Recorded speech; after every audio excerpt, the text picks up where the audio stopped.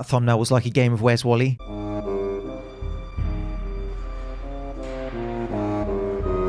Influencer is my favourite word. It's right up there with branched chain amino acids. In a time of world crisis, the fitness influencers have stepped up to the plate. From the outstanding idea of the body coach to give physical education lessons to the youth, to sadly the predictable selling of supplements to somehow try and boost your immunity with implied protection, from outward looking home workouts that are genuinely helpful for many people, to attention grabbing nonsensical creative home workouts for IG love hearts. My name is James Linker. You could eat your dinner off these hands. This is a Naughty and Nice show. Here we go. Break the cycle, Morty. Rise above. Focus on science. Mic, check. Glasses, check. Hair.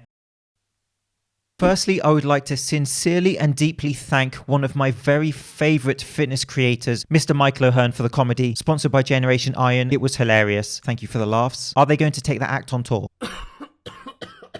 And I wish you all good health at this time. Dr. Berg, the chiropractor who gives nutritional information, seemingly has all the answers. When people on the front line are seemingly trying to piece together what exactly is happening. The power of fitness YouTube. And a quick mention of the sports people donating large sums of money towards food banks or setting up charities.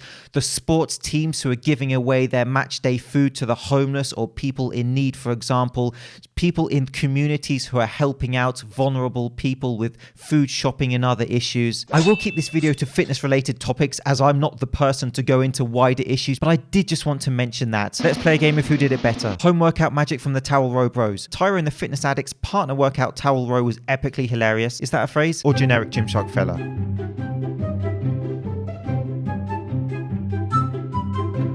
Let's do an American Idol type thing. Vote now. Even Jen Selter's home fitness towel workout was less ridiculous than Tyrone's.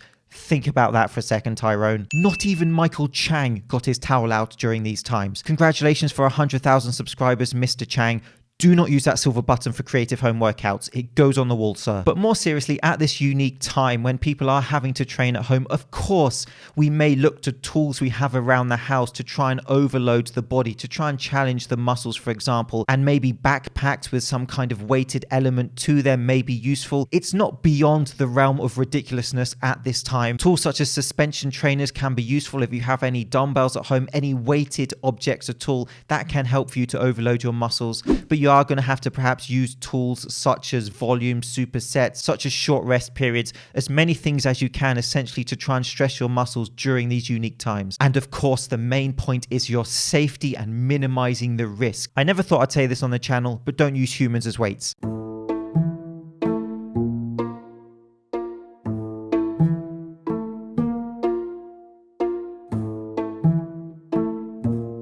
And so for me, this is just complete nonsense. There are genuinely practical home workout ideas that you can implement which don't involve behind the neck pressing a human like that. And so when we look at YouTube, there are actually a multitude of very good home workout videos that you may browse and you may go through. So I'm sure you'll find something that fits your needs. Where's Tony Horton? Can we dust him off and roll him out, please? Even my mate Christopher has bodyweight home workouts. Didn't watch him. The guy is, however, a calisthenic master. So for sure, his home workout bodyweight stuff is going to be highly useful and especially applicable to people at this moment in time. But I tend to prefer channels such as Calisthenic Movement. The Fitness Addict is probably the GOAT when it comes to fitness YouTube. I've not made a dedicated video about his information, but let's just say he has multiple classics. This one may be my favorite. The day that this man finds this man's content, let's just say move over Kim, that's going to break the internet. Comments about nuclei training under my last video. I'm not informed on nuclei training. Stop asking me. I don't know anything about it, but thank you. Larry Wheels, Curls for the Girls. Look at this. I mean, this is just ridiculous. No Football Manager in the playlist. Schoolboy era. To be honest, I know nothing about this man or his career, but looking at him, he does appear to be a proper unit. But I did like that Football Manager joke, and YouTube actually suggested one of his videos under my last video. Leg workout and pizza challenge with Larry Wheels. Didn't watch it. Madeline Georgetta made a home workout video where I don't have to bring out the pixelated square. It's a Christmas miracle, I tells ya. Sommer, not so much. For this clip, I'm just going to leave this footage from Bradley Martin with you.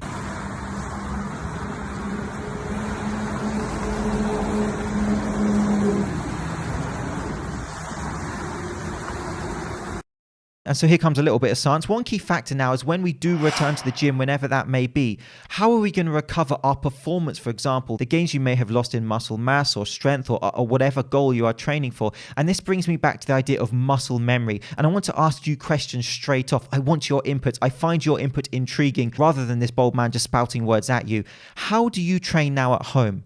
How do you normally train in the gym? How are you going to adapt your training when you return to the gym? How do you think that your home training will translate to your gym work? Absolutely fascinating. Please comment below. The try not to laugh challenge.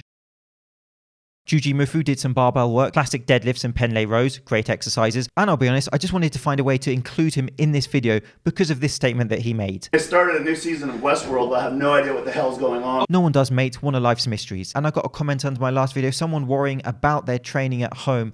And I guess the best that we can think right now is we can just do our best with what we have and try and focus on those underlying principles of just challenging your body. But this brings me back to the idea of muscle memory. And I just want to state that I have a more in-depth video on muscle memory, an analytical video discussing kind of the pros, the cons. So please watch that. That's linked below if you want an idea of this. But essentially, this refers to the principle that if we have a period where we're perhaps not training as we normally do, when we can train as we normally do, that we will recover these gains at a more appreciable rate, for example, because our body has a memory when it comes to that muscle. And we have to understand that muscle mass is active tissue. This principle of use it or lose it does apply. Your body does not want to look good on the beach. Your body does not want you to gain that extra muscle mass. Your body loves homeostasis. It does not want that extra muscle bulk that it has to therefore burn through more calories to sustain. And one factor that we have to understand with training is it's not just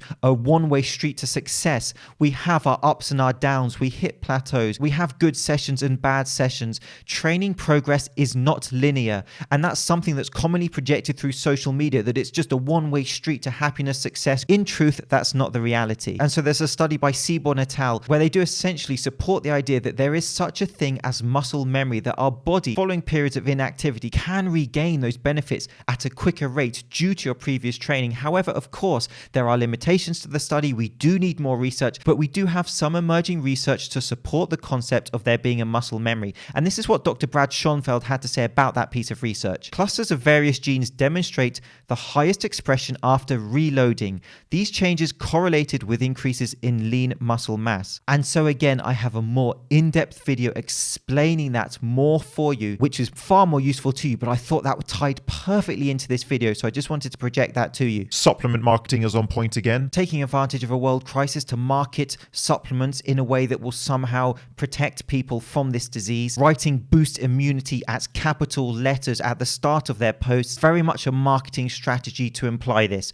Boost, boost, boost. I'm immune to trash marketing, and my hope with many of these videos is that they will help people to avoid wasting their money, for example. And in this case, let's focus on the key health and fitness principles of nutrition and challenging exercise that we can perform at home. When I think about all the issues on my channel that I've talked about over the years, this is pretty much at the top of the list, or down the bottom of the list. One of the two, whichever one is worse. The main thing at this point in time is that you are being physically active. As long as you're getting in effective home workouts, that's the main thing. And so the Body Coach is a home workout type channel. He does many high intensity workouts. He's extremely popular in the UK, and he came up with this idea of doing physical education lessons for the youth. And this is absolutely a great idea, and it's so important that our youth are maintaining physical activity during these troubling times for them. Now, I know this is obviously going to bring huge views to his channel, and there's an element of self-gain from it, but I just don't think that matters in essence. As long as he's programming good sessions for the youth for physical education,